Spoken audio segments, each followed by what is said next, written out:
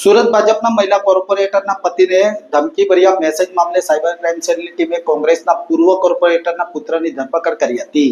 આ તપાસમાં dummy number સમીક વર્ગના નામે હોવાથી પોલીસ સામે આવ્યું હતું.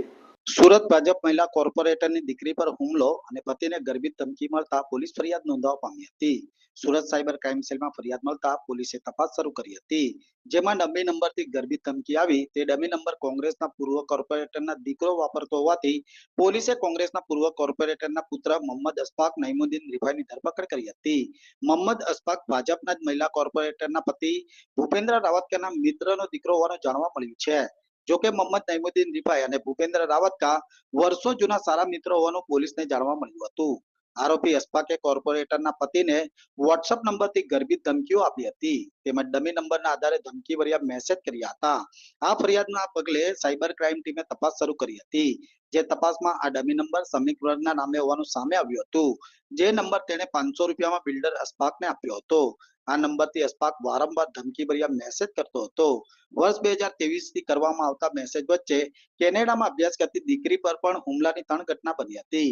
આ ઘટના બનતા દીકરીને પરત સુરત બોલાવી લેવામાં આવી હતી, જે બાદ સાયબર ક્રાઇમ સેલની તપાસ સોંપાઈ હતી. આ ઘટનામાં પણ અશફાકની સંડોવણી છે કે કેમ તે દિશામાં પણ પોલીસે તપાસ કરતા વધુ મોટા ખુલાસા થવાની શક્યતા જોવામાં આવી રહી છે.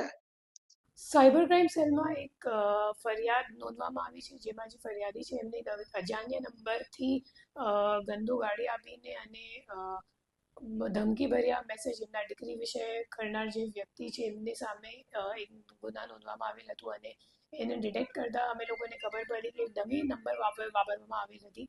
અને જે ડમી નંબર જે ઓનર છે એક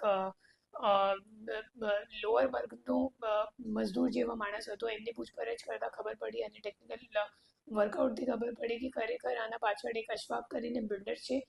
અને એને જે ફરિયાદી છે એમને ધમકીજનક જે મેસેજીસ છે એ વોટ્સએપ ઉપર કરી હતી.